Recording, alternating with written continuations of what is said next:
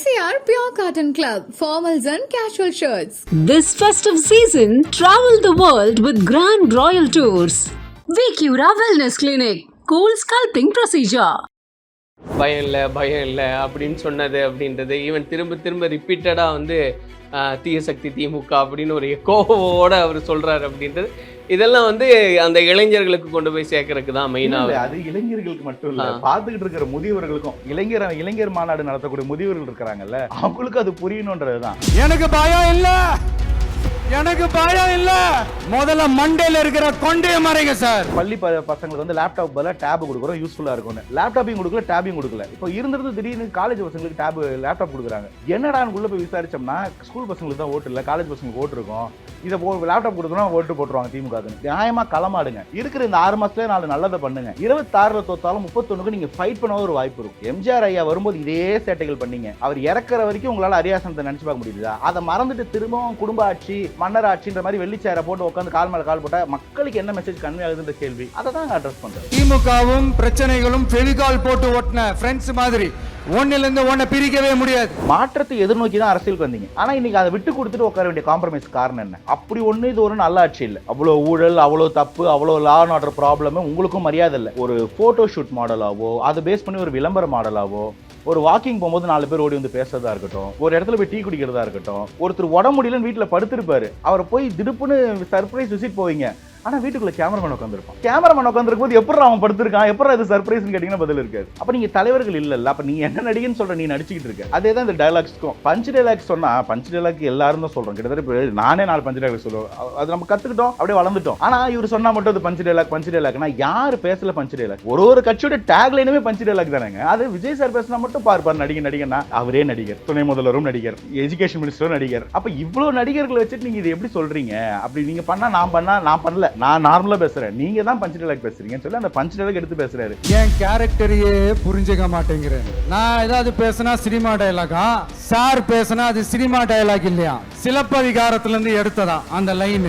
எங்களுடைய கேரக்டரையே புரிஞ்சுக்க மாட்டீங்களா? அன்போட வந்தா அரவணைப்போம், ஆணவத்தோட வந்தா அடிபடைய மாட்டோம், எதிர்த்து நிற்போம். நீங்க இளைஞரணி மாநாடுன்னு ஒன்று வச்சிங்க. அந்த மாநாட்டுக்கு போகும்போது சும்மா இருந்தவங்களை அடிச்சு தூக்கி 200 மீட்டர் இழுத்துட்டு போய் அவர் வீட்டுக்கு ஏதாவது நஷ்டீடு கொடுத்தீங்களா? போய் பாத்தீங்களா? ஒரு குழந்தை படிச்சுட்டு வந்து பாதி நேரத்துல உட்காந்து சாப்பிடும்போது அவன் தள்ள செவுரிடு யோசிச்சு பாருங்க. ஒரு அநியாய கொடூரமா இல்ல? இதுக்கு என்னங்க பண்ணுச்சு இந்த அரசு? ஃபாலோ பண்ணுங்கடா ரூல்ஸ் சொல்லி அழுதவங்க எல்லாம் போனார். அவர் டிபார்ட்மெண்ட் தானங்க. என்னங்க நீங்க இழப்பீடு கொடுத்துருக்கீங்க? என்னங்க பண்ணிருக்கீங்க? அப்ப இந்த லட்சத்துல இருக்கும்போது இவ்வளவு குப்பையை உங்க மேல வச்சுக்கிட்டு ஒரு ஆக்சிடென்ட் எவ்வளவு அரசியல் பண்ண பாத்தீங்க? உங்க ஃபிளா, உங்களுடைய செக்யூரிட்டி லேப்ஸ் போது இந்த இடத்துல இவ்வளவு ஃபிளா நடக்குது. எப்படா திரும்பி பாப்பீங்க? கொஞ்சம் நியாயமா தான் பேசுங்கடா. முதல்ல நீ இதெல்லாம் பேசி இதெல்லாம் அட்ரஸ் பண்ணு. அதுக்கப்புறம் வாங்க அந்த வெள்ளிச்சார உரிக்க எல்லா ஸ்கூலுக்கு செவரு சரி பண்ணும். அப்புறம் பண்ணுவோம் அந்த மாதிரி சேரு மோரல். இதெல்லாம் தாண்டியும் இன்னைக்கான தலைமுறையினருக்கு அந்த ஜென்சிக்கு தேவையான விஷயங்களையும் அவர் பேசுறாரு. ஈவன் அவர் நல்லா அதை புரிதலோடவே அட்ரஸ் பண்றாருன்னு பாக்குறோம். ஏன்னா அது ட்ரோல் பண்ணுவாங்க, ரீல்ஸ் கட் பண்ணி போடுவாங்கன்னு. அப்படி என்னென்ன விஷயங்கள் எல்லாம் கோட் பண்ணாருன்றதை பாக்குறீங்க? இல்ல, எனக்கு அந்த சார்னு சொன்னது ரொம்ப பிடிச்சிருந்துச்சு. அதே மாதிரி இந்த களத்துல இல்லாதவங்க, களத்துக்கு சம்பந்தம் இல்லாதவங்க, ஏன்னா அது ஒரு மெசேஜ். அவங்க தான் வந்து பெரும்பாலும் வந்து கொஞ்ச நாள் முன்னாடி வரைக்கும் ஆன்லைன்ல ஜாம்பவான்கள், டிவிக்கு விர்ச்சுவல் வாரியர்ஸ் களம் புகிற வரைக்கும். இன்னைக்கு வந்து அது களம் மாறி போச்சு. இருந்தாலும் அந்த இடத்துல வந்து ஒரு அப்பப்போ சின்ன பேட்டில்ஸ் நடந்துகிட்டு தான் இருக்கு. இவங்களை எப்படி ஹேண்டில் பண்ணணும்? ஏன்னா நம்ம பார்க்கும்போது இந்த ஃபீட்ஸ்ல எப்படி வருதுன்னா, இவ்வளவு நாள் இவர் என்ன பேசினார், மாத்தி பேசினாரு, இந்த ட்ரோல், அவர் அதை ட்ரோல் பண்றது இப்படியே போயிட்டு இருக்கு. ஆக்சுவலி உங்களுக்கு அந்த லைம் லைட் கூட வேணாம்.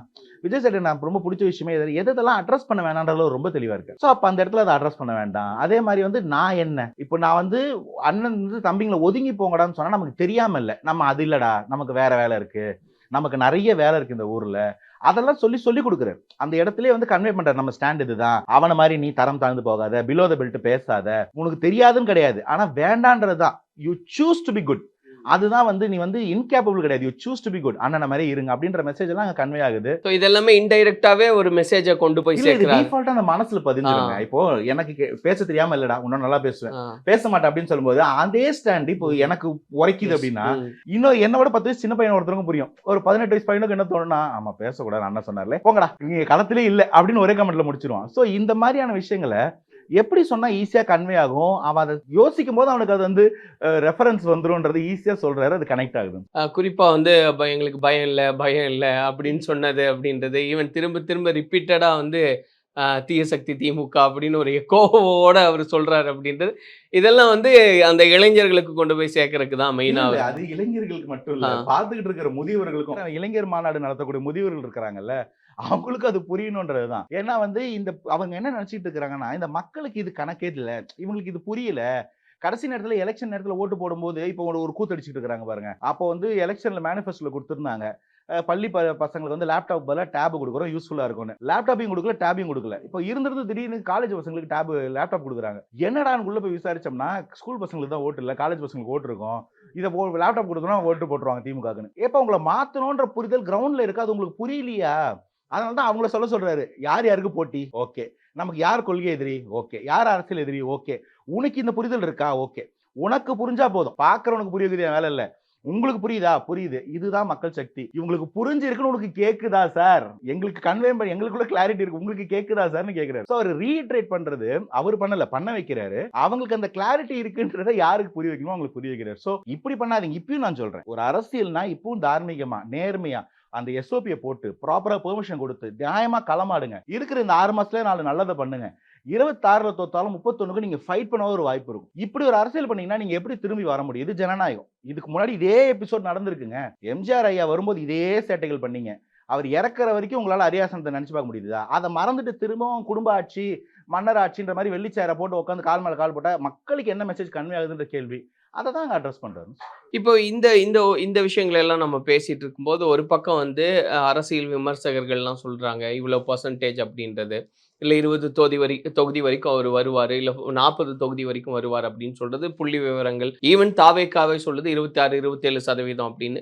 இது எல்லாமே எது அடிப்படையா வச்சிருக்குன்னு நினைக்கிறீங்க? இந்த எலெக்ஷன் ஃபீவர் அப்படின்றது வந்து ஒவ்வொரு நேரத்துல ஒவ்வொருத்தருக்கு தொத்திக்கும். அது ஜென்ரலாவே வந்து நார்மலா ஒரு எலெக்ஷனா இருந்தா இப்போ வரைக்கும் கூட அது அவ்வளவு பெருசா பத்தி இருக்காது. இதுக்கப்புறமா கொஞ்சம் கொஞ்சமா கட்சிகள், கூட்டணி கட்சிகள், மீடியா, மக்கள்னு எலெக்ஷனுக்கு ஒரு மாசம் முன்னாடி அந்த தீவிர பிரச்சாரம் அப்பதான் மக்கள் வந்து யாருக்கு ஓட்டு போட போறோன்ற ஒரு ஐடியாவே வரும். பட் இந்த வாட்டி தான் அது வந்து என்னைக்குள்ள அது திருநாளா 2024 கட்சி ஆரம்பிச்ச நாளாவே இந்த பேசு பொருள் இருக்கு. திமுக வீழ்த்த போதா தாவேக்காவால முடியுமா அப்படின்ற ஒரு ஃபயர் வந்து கிரவுண்ட்ல கேட்சப் ஆகுது. அது ஏத்த மாதிரி அது கொஞ்சம் கொஞ்சமா வேர்ட் ஆஃப் மவுத்ல 1-2 ஆகுது, 2-4 ஆகுது, வளர்ந்துகிட்டே போயிட்டு இருக்கு. அந்த வளர்ச்சியை வந்து கண் கூட பார்க்க முடியும். விஜய் சார் ஒவ்வொரு அட்ரஸ் பண்ணும் போதும், ஒவ்வொரு விஷயங்கள் செய்யும் போதும், அது இன்ஃபேக்ட் ஒரு பிரச்சனைகள் தீரும் போதும் அந்த இடத்துல அது வந்து பெருசா மாறிக்கிட்டே வருது. இது தனிப்பட்ட தாவேக்காக்கு இன்னைக்கு வரைக்கும் தாவேக்கா கூட்டணி அனௌன்ஸ் பண்ணல. சில கூட்டணிகள் முடிவா இருந்தா கூட அதை வெளியில சொல்லாம, சில தலைவர்கள் வர்றதை கூட முன்னறிவிக்காம ஒரு பொறுமையோட இருக்காங்க. ஆனா கூட்டணி கையில வச்சிருக்கவங்களை விட தாவேக்காவில தனிப்பெரும்பான்மையில ஒரு ஓட்டு காட்ட முடியுதுன்னா இது கூட்டணி கட்சிகளா எதிர்நிலையில எதிர் கேம்ப்ல இருக்கக்கூடியவங்களுக்கு ஒரு மெசேஜ் கன்வே ஆகுது. நீ எடுத்துப்பார், நீ பாத்துக்கோ அந்த சர்வே, நான் சொல்றேன் நம்பாத, நீ கிரவுண்ட் ரியாலிட்டில ஒர்க் பண்ணு, நீ யோசிச்சுப்பார். மாற்றம் வருதுன்னு போது மாற்றத்தை எதிர்நோக்கி தான் அரசியலுக்கு வந்தீங்க. ஆனா இன்னைக்கு அதை விட்டு கொடுத்துட்டு உட்கார வேண்டிய காம்ப்ரமைஸ் காரணம் என்ன? அப்படி ஒண்ணு இது ஒரு நல்ல ஆட்சி இல்ல. அவ்வளவு ஊழல், அவ்வளவு தப்பு, அவ்வளவு லா அண்ட் ஆர்டர் ப்ராப்ளம், உங்களுக்கும் மரியாதை இல்ல. அப்படி அங்க இருக்க வேண்டிய அவசியம் என்ன? உங்க கட்சியும் வளர்க்கணும் இல்ல, மக்களுக்கான சேவை செய்ய வந்தல்ன்ற முதல்ல அவங்களுக்கு கன்வே பண்றாரு. ரெண்டாவது, மக்களுக்கும் இந்த வேர்ட் ஆஃப் மவுத் அவர் இன்னும் வந்து அதிகப்படுத்துறாரு. இது நடந்துகிட்டு இருக்கிறது நீங்க பார்க்க முடியுது. அப்ப இதுக்கு இன்னும் என்ன பண்ணணும்? ஏன்னா மக்களுக்கு வெல்லும் படையோட செல்றது வந்து ஒரு பெரிய நம்பிக்கை. என் ஓட்டு வெல்ற படைக்கு போகணும்ன்றது. அப்ப அது நடந்துகிட்டு இருக்குன்றத அந்த மாதிரியா இருக்கக்கூடியவங்க அவங்கள வந்து என்ன சொல்லுவோம்னா ஜெனரலா ஸ்வீப் அப்படின்னு சொல்லுவோம். அவங்கள வந்து ஸ்விங் அடிச்சா ஸ்வீப் அடிச்சிடும்.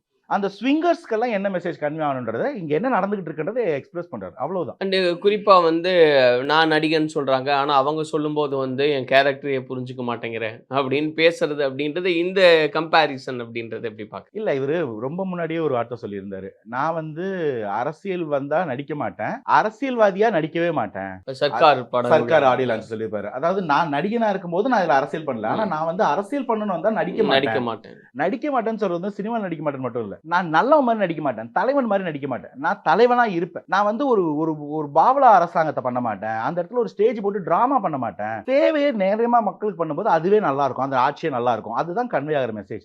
இன்னைக்கு நீங்க அப்படியே அதை இந்த இதில் கம்பேர் பண்ணி பாருங்களேன். இங்க நடந்துகிட்டு இருக்க எல்லாமே ஒரு போட்டோ ஷூட் மாடலாவோ, அதை பேஸ் பண்ணி ஒரு விளம்பர மாடலாவோ, ஒரு வாக்கிங் போகும்போது 4 பேர் ஓடி வந்து பேசுறதா இருக்கட்டும், ஒரு இடத்துல போய் டீ குடிக்கிறதா இருக்கட்டும், ஒருத்தர் உடம்பு முடியலன்னு வீட்டுல படுத்திருப்பாரு, அவரை போய் திடுப்புன்னு சர்ப்ரைஸ் விசிட் போவீங்க, ஆனா வீட்டுக்குள்ள கேமராமேன் உட்காந்துருப்பான். கேமராமேன் உட்காந்துருக்கும் போது எப்படி அவன் படுத்திருக்கான், எப்படி அது சர்ப்ரைஸ்னு கேட்டீங்கன்னா பதில் இருக்காது. நீங்க ஒரு காவல்துறை விசிட்ல இருந்து ஒரு ஹாஸ்பிட்டல் விசிட்ல இருந்து எல்லாமே ஆர்கெஸ்ட்ரேட்டடா இருந்தா அப்ப இது டிராமா வச்ச ஷூட் தானே. அப்ப நீங்க நடிகர்கள் தானே, அப்ப நீங்க தலைவர்கள் இல்லல்ல. அப்ப நீ என்ன நடிகன்னு சொல்ற, நீ நடிச்சுக்கிட்டு இருக்க. அதேதான் இந்த டயலாக்ஸ்க்கும். பஞ்ச் டயலாக் சொன்னா பஞ்ச் டயலாக் எல்லாரும் தான் சொல்றோம். கிட்டத்தட்ட நானே 4 பஞ்ச் டயலாக் சொல்லுவேன். அது நம்ம கத்துக்கிட்டோம், அப்படியே வளர்ந்துட்டோம். ஆனா இவர் சொன்னா மட்டும் அது பஞ்ச் டயலாக்னா யாரு பேசல பஞ்ச் டயலாக்? ஒரு விஷயத்த கொஞ்சம் ஆணித்தனமா ஒரு எதுகை மகனோட பேசினா அது பஞ்ச் டயலாக். அது எல்லாரும் பேசிவிட்டு தொட்டு பார் வீசி பார், இது பஞ்ச் டயலாக் தானே. ஒரு கட்சியோட டேக் லைனுமே பஞ்ச் டயலாக் தானேங்க. அது விஜய் சார் பேசினா மட்டும் பார் நடிகன்னா அவரே நடிகர், துணை முதல்வரும் நடிகர், எஜுகேஷன் மினிஸ்டரும் நடிகர். அப்ப இவ்வளவு நடிகர்களை வச்சுட்டு நீங்க இது எப்படி சொல்றீங்க? அப்படி நீங்க பண்ணா நான் பண்ணல, நான் நார்மலா பேசுறேன், நீங்க தான் பஞ்ச் டயலாக் பேசுறீங்கன்னு சொல்லி அந்த பஞ்ச் டயலாக் எடுத்து பேசுறாரு. இதுல என்ன ஒரு பியூட்டினா, எல்லா பஞ்ச் டயலாக்கும் பஞ்சு தான், ஆனா யாருக்கு அது செட் ஆகுதுன்றதான் மேட்டர். ஒரு டயலாக் வந்து இத்தனை நாள் அது வந்து வேற ஒரு நடிகரோட டயலாக், அதை முதல்ல ஒரு மேடையில சொல்றாரு, அந்த நடிகரோட டயலாகா பாகப்படுது. ஆனா இன்னைக்கு விஜய் சார் சொன்ன பிறகு இந்த டயலாக் விஜய் சார் என் கேரக்டரே நீங்க புரிஞ்சிக்க மாட்டீங்கன்றது இதுக்கப்புறம் விஜய் சார் டயலாகா மாறுது. நல்லா இருக்குல்ல, நான் வச்சுக்கிறேன் அந்த ஸ்டைல்ல அதை எடுத்துட்டு போயிடுறாரு. அப்ப இதுக்கப்புறம் அது உங்களுக்கு இல்ல அவருது. அந்த மாதிரிதான் ஆட்சியும் மாறப்போகுது. ஸோ டிவிகே மத்தியில இல்ல இளைஞர்கள் மத்தியில கரூருக்கு அப்புறம் ஒரு மாதிரி பெரிய அளவுல வெளிப்படையான ஆக்டிவிட்டி தெரியல அப்படின்ற மாதிரி இருந்தது. அப்புறம் அதுக்கப்புறம் அந்த ப்ராசஸ்க்குள்ள வந்துட்டாங்கன்னு இன்னைக்கு ஈரோடுல பேசின இந்த பேச்சு அப்படின்றது எந்த அளவுக்கு ஒரு எனர்ஜியை கொடுக்கும் அப்படின்னு பாக்குறீங்க? இல்ல ஆக்சுவலி விஜய் சாரோட நீங்க கரூருக்கு அப்புறமா ஈவென்ட் இல்லைன்னு ஒன்று நினைக்கிறீங்க. ஆனா வந்து கட்சியோட ஆக்டிவிட்டிஸ் அது பாட்டு நடந்துகிட்டே இருந்துச்சு. நீ முதல்ல கரூர் மக்களை சந்திச்சதா இருக்கலாம், காஞ்சிபுரம் உள்ளரங்கு கூட்டங்களா இருக்கலாம், நீங்க பாண்டிச்சேரி ஈவெண்ட்டை கூட நாங்க வந்து பாண்டிச்சேரி ஈவெண்ட் மட்டும் பார்க்கல, நாங்க தமிழக வெற்றி கழகத்தோட ஈவெண்டா பாக்குறோம். அதுல ஆக்டிவா தான் இருக்கும். ஸோ மக்களை சந்திக்கும் போது விஜய் சார் ஆக்டிவா இருக்கும்போது கட்சி ஆக்டிவா இருக்கு. நீங்க சொல்ற இந்த துயரத்துல கூட எங்க கட்சியோட பணிகள், அந்த பசங்களுக்கு படிப்பு கொடுக்கறதோ, இல்லாதவங்களுக்கு சாப்பாடு கொடுக்கறதோ, முடியாதவங்களுக்கு ரத்தம் கொடுக்கறதோ நிக்கவே இல்லை. ஸோ கட்சியோட பணிகளை நாங்க என்ன பண்ணிட்டு இருந்தோமோ அதை பண்ணிட்டே இருக்கோம். களத்துல சர்வே நடக்குது, பொலிட்டிசைஸ் பண்றது நடந்துகிட்டு இருக்கு, ட்ரைனிங் நடந்துகிட்டு இருக்கு. நான் சொன்ன தொண்டரணி, மாணவரணி, பாதுகாப்பு படையெல்லாம் இந்த கேப்ல தான் நடந்திருக்கு. இவங்க அரசியலை கத்துருக்கோம், லீகல் ஃபைட் பண்ணிருக்கிறோம். எத்தனை லீகல் ஃபைட் வேணும்? இன்னைக்கு நடக்கிற எஸ்ஐஆர் கூட திமுக போல நாங்க போயிட்டு வந்து மக்களுக்கு அந்த ஒர்க் பண்ற ரெவன்யூ டிபார்ட்மெண்ட் ஸ்டாஃபுக்கு வந்து நாங்க போயிட்டு ரிலாக்ஸேஷன் வாங்கிட்டு வந்திருக்கோம். அவங்க மேல இருக்க கிரிமினல் ஆக்டிவிட்டிஸ் வரக்கூடாதுன்னு ஆதவர்ஜுனா சார் போட்ட கேஸ்ல தான் வந்து வெர்டிக்ட் வந்திருக்கு. அது சிபிஐ விசாரணையா இருக்கட்டும், சிபிஐ விசாரணைக்கு ஒத்துழைப்பா இருக்கிறதா இருக்கட்டும், கட்சியில கட்டமைப்பை வலுப்படுத்துறதா இருக்கட்டும், உள்ள இருக்கிற பிரச்சனை சரி பண்றதா இருக்கட்டும், வேலை நடந்துகிட்டே இருக்கு. அது வெளியில தெரியலன்றதுனால, தெரிஞ்சாலும் அவங்க தெரிய விட மாட்டாங்க, அதனால அது சொல்லப்படல. ஆனா நீங்க இப்போ இந்த 3 ஈவெண்ட் காஞ்சிபுரம், பாண்டிச்சேரி, ஈரோடு வரும்போதே அந்த ஜோஷ் பசங்களுக்கு மட்டும் இல்ல, பப்ளிக்குள்ளேயும் அந்த ஜோஷ் வந்துருச்சு. So things are on fire, everything is set on stage. அது வந்து கோட் ஆஃப் கண்டக்ட் அனௌன்ஸ் பண்றதுக்கும் எலெக்ஷன் வரதுக்கும் தான். அப்ப நமக்கு இந்த எஸ்ஓபி எல்லாம் கிளியரா இருக்கும், நம்மளால பிரச்சாரத்துக்கு எல்லா ஊருக்கும் போக முடியும், கூட்டணிகள், மேனிஃபெஸ்டோ ஆஸ் யூஷுவல். ஸோ ஏன் இந்த கேள்வி கேட்டேன் அப்படின்னா, இப்போ திரும்ப ரீஸ்டார்ட் பண்றாங்க, அதாவது வெளியில மக்கள் சந்திப்பு அப்படிங்கும்போது காஞ்சிபுரத்துக்கு பிறகு வந்து சேலம் கேட்டாங்க. சேலத்தில் அனுமதி இல்லை உடனே புதுவையில் ஒரு கூட்டம் நடத்தியாச்சு. அங்கே நடக்கும்போதே சைமல்டேனியஸாக ஈரோடுக்கான ஒரு டேட் கேட்டிருக்காங்க. பட் அதுக்கப்புறம் அடுத்து எங்கே அப்படின்றதுல ஒரு கிளாரிட்டி இருக்கான்னு கேட்க. ஆக்சுவலி ஒவ்வொரு மாவட்டத்திலையும் அதுக்கான வேலைகள் நடந்துகிட்டு இருக்கு. அந்த களத்தில் இருக்கக்கூடியவங்க பண்ணிட்டு இருக்கிறாங்க. அதுக்கு பெர்மிஷன் கிடைக்கும் போது, அந்த பெர்மிஷன்ல சில இடபாடுகள் வரும்போது அப்போ அது வந்து லைம் லைட்டுக்கு வருது. இப்போ இத்தனை நாளா வந்து நீங்க ஈரோட்டில் ஈவெண்ட் நடக்கிறதுனால பக்கத்துல கோயம்புத்தூர்லயோ இல்லை தஞ்சாவூர்லயோ அவங்க ரெடி ஆகிட்டு இருக்கிறது நமக்கு நியூஸ்ல வரல. இப்போ ஈரோடு ஈவெண்ட் முடிஞ்சோடனே அடுத்த ஒரு 4 நாள்ல அந்த ஈவெண்ட்டுக்கு அவங்க ஒர்க் பண்றது, பெர்மிஷன் வாங்குறது, கிரவுண்ட் பாக்குறது போது அது நியூஸ்ல வரும்போது பார்ப்போம். ஸோ மீடியா அட்டென்ஷன் இல்லைன்றதுனால நடக்கலன்னு இல்லை, எல்லா பகுதிகளும் வேலை நடந்துகிட்டு தான் இருக்கு. இப்போ இனிஷியலாவே முதல்ல மண்டல மாதிரி இந்த மாதிரி பொதுக்கூட்டங்களா போறதும், சீக்கிரத்துல அந்த மக்கள் சந்திப்பையும், அந்த வண்டிகள்ல போற மக்கள் சந்திப்பையும் சேர்த்து நடத்துறதுக்கான அந்த சட்ட போராட்டம் நடந்துட்டு இருக்கு. So we are working. Media எங்களுக்கு அட்டென்ஷன் கொடுக்கல, அதனால நீங்க இல்லைன்னு நினைக்காதீங்க. ஸோ எஸ்ஓபி ஃபார்ம் பண்ணுறதுக்கு முன்னாடியே நடத்திட்டாங்க அப்படின்றது ஒரு பெரிய ப்ளஸ் பாயிண்ட் தான். அப்போ இன்னும் நாங்கள் ஸ்பீடாக தான் போயிட்டு இருக்கோம் அப்படின்னா இதுக்கப்புறம் வர்ற வேகம்ன்றது இன்னும் சூப்பர் ஃபாஸ்ட்டாக இருக்கும். இல்லை டெஃபினட்டா அதான் சொன்னேன், இன்னும் ரொம்ப நாள் இல்லை. we are just weeks ahead of election announcement. அந்த ஒரு 6 to 8 வீக்ஸ்க்குள்ள அனௌன்ஸ்மெண்ட் வந்ததுன்னா அதுக்கப்புறம் கதை மாறிடும். கண்ட்ரோல் வந்து இது அரசு காபந்து அரசா மாறிடும். அப்போ எலெக்ஷன் கமிஷன் வாங்கும்போது அது வேற மாதிரி நடக்கும். எஸ்ஓபி வந்து இவங்களால வந்து ரோட் ஷோ தடை பண்ண முடியும், அவங்க கொடுக்கக்கூடிய பெர்மிஷன் தட முடியுது. ஆனா ஒரு பொதுக்கூட்டம் போது மற்ற கட்சிகள் கொடுக்குறீங்கன்றத வச்சு நாங்க வாங்குவோம். நீங்க தரலனாலும் எங்களால கோர்ட்டுக்கு போக முடியும். இந்த ஊர்ல காலிஞ்சாது நியாயம்னு ஒன்று பாக்கி இருக்கணும், அதை தோண்டி எடுக்கும் தாவேக்கா. அதனால ஓரளவுக்கு தடுக்க முடியும். நீங்க ஜனநாயக கட்டமைப்பை மீறும் போது அதுக்கு என்ன ஃபைட் பண்ணுமோன்றது தெரியும். அதுக்கு ஒரு சாம்பிள் தான் இது நிக்காது. நம்ம சொன்னோம்ல, அண்ணன் செங்கோட்டையன் வரும்போது அந்த எக்ஸ்பர்டீஸ் எப்படி வேலை செய்யும் பாருங்கன்னு, இதுதான் ப்ரூஃப். ஒரு தேர்ந்த கை என்ன செய்வாரோ அதை செஞ்சு காமிச்சிருக்காரு. இப்ப அவர்கிட்ட இருந்து படிப்பினை கத்துக்கிற ஒவ்வொரு மாட செல்லரும் செய்ய போறாரு. அதை ஆனால் தடையெல்லாம் ஒன்றும் பண்ண முடியாது, ட்ரை பண்ணுங்க தான். எஸ். அண்ட் ஃபைனலாக இப்போ ஒரு இடத்துல வந்து ஒரு ஒரு ஈவெண்ட் நடக்குது, இப்போ விஜய் அவர்களோடது அப்படின்னா அங்கே ஏதாவது ஒரு விஷயங்கள் நடக்கிறது உண்டு, அதை தொடர்ந்து நாம் பார்க்குறோம். அந்த விதத்தில் இன்னைக்கு சில இடங்களில் போஸ்டர்ஸ் இருந்தது, அது வந்து கரூருக்கு ஏன் போக முடியல, ஈரோடுக்கு வர முடியுது, கரூருக்கு போக முடியல, மலேசியாவில் ஈவெண்ட்டுக்கு நீங்கள் ரெடி ஆகிட்டு இருக்கீங்க, இன்னும் ஏன் இங்கே போக முடியல அப்படின்ற மாதிரியான சில போஸ்டர்கள் இருக்குது, அது ஒரு சலசலப்பை ஏற்படுத்துதுன்னு. அந்த மாதிரியான இன்சிடென்ட்ஸ் எல்லாம் எப்படி பார்க்குறீங்க? இல்லை அதாங்க வன்மம். அவங்களுக்கு வந்து ஆற்றாமைன்னு ஒன்று இருக்கும், அவங்களுக்கு ஏதாவது ஒன்று பண்ண வேண்டிய வேலை இருக்கும், பண்ணட்டும். எனக்கு 2 கேள்வி இருக்குது, அதுக்கு பதில் சொல்லிட்டு இதெல்லாம் நல்லாவே பண்ணட்டும். நீங்கள் இளைஞரணி மாநாடுன்னு ஒன்று வச்சிங்க, அந்த மாநாட்டுக்கு போகும்போது சும்மா இருந்தவங்களை அடிச்சு தூக்கி 200 மீட்டர் இழுத்துட்டு போய் அவர் வீட்டுக்கு ஏதாவது நஷ்டீடு கொடுத்தீங்களா? போய் பார்த்தீங்களா? ஒரு குழந்தை 7வது படிக்கிற குழந்தை உட்காந்து சத்துணவு சாப்பிட்றான், ஸ்கூல்ஸ் ஒரு தலையில. இது எவ்வளோ கொடுமை நீங்கள் யோசிச்சு பாருங்களேன். ஒரு குழந்தை படிச்சுட்டு வந்து பாதி நேரத்தில் உட்காந்து சாப்பிட்றான், சாப்பிடும்போது அவன் தள்ள செவுரிடு ஜூழ்ந்து யோசிச்சு பாருங்க. ஒரு அநியாய கொடூரமா இல்ல? இதுக்கு என்னங்க பண்ணுச்சு இந்த அரசு? ஃபாலோ பண்ணுங்கடா ரூல்ஸ் சொல்லி அழுதவங்க எல்லாம் போனார் அவர் டிபார்ட்மெண்ட் தானங்க. என்னங்க நீங்க இழப்பீடு கொடுத்துருக்கீங்க, என்னங்க பண்ணிருக்கீங்க? வயசாங்க அன்னைக்கு கரூர்ல நானும் எழுதேன், நீங்களும் எழுதிங்க, நான் கேட்கல, ஒத்துக்கிறேன். இன்னைக்கு உங்க டிபார்ட்மெண்ட்ல உங்க ஃபெயிலியரால் நடக்குது. ஸ்கூல் செவரு எப்படிங்க இடியும்? மழை பெஞ்சுதா, இடி இடிச்சுதா? அப்ப இந்த லட்சத்துல இருக்கும்போது இவ்வளவு குப்பையை உங்க மேல வச்சுக்கிட்டு ஒரு ஆக்சிடென்ட் எவ்வளவு அரசியல் பண்ண பாத்தீங்க? உங்க ஃபிளா, உங்களுடைய செக்யூரிட்டி லேப்ஸ் போது இந்த இடத்துல இவ்வளவு ஃபிளா நடக்குது, எப்படா திரும்பி பாப்பீங்க? கொஞ்சம் நியாயமா தான் பேசுங்கடா. முதல்ல நீ இதெல்லாம் பேசு, இதெல்லாம் அட்ரஸ் பண்ணு, அதுக்கப்புறம் வாங்க அந்த வெள்ளிச்சேரை உரிக்க எல்லா ஸ்கூலுக்கு செவரு சரி பண்ணும், அப்புறம் பண்ணுவோம் அந்த மாதிரி சேரு மோரல். ஸோ அது அவதூற வச்சுதான் அவங்களுக்கு அவ்வளவுதாங்க தெரியும். அதெல்லாம் சொன்ன பதிலே சொல்ல வேண்டாம், இதுக்கான இதுக்கு பதில் சொல்லணும். நீங்க ஆட்சியில் உட்கார்ந்து இருந்தீங்கன்னா நீங்க நடத்தின மாநாட்டுக்கு வந்து அந்த வேன் ஒருத்தர் அடிச்சு 200 மீட்டர் இழுத்து அதுக்காக மக்கள் ரோட்ல போராட்டம் பண்ணா தூக்கி அரெஸ்ட் பண்ணுவீங்கன்னா நான் கேட்பேன். தூய்மை பணியாளர்கள் எங்க போராட்டம் பண்ணலாம் அரெஸ்ட் பண்ணுவீங்க, நீதி கொடுக்க மாட்டீங்க, பதில் கூட சொல்ல மாட்டீங்கன்னா நான் கேட்பேன். ஒரு குழந்தை இந்த மாதிரி அநியாயத்துக்கு செத்தாலும் நான் கேட்பேன், முதல்ல இதுக்கு நீ பதில் சொல். அந்த போஸ்டோட பலமான நியாயமான கேள்விகள், மற்றதுக்கு அப்புறம் வருவோம். ஸோ பொறுத்து இருந்து பார்ப்போம் பிரதர், என்னெல்லாம் நடக்குதுன்னு. அதை ஒட்டி நம்ம நிறைய விஷயங்களை பேசலாம். நன்றி. வாய்ப்புக்கு நன்றி. MCR Pure Cotton Club, formals and casual shirts. This festive season, travel the world with Grand Royal Tours. Vicura Wellness Clinic, cool sculpting procedure.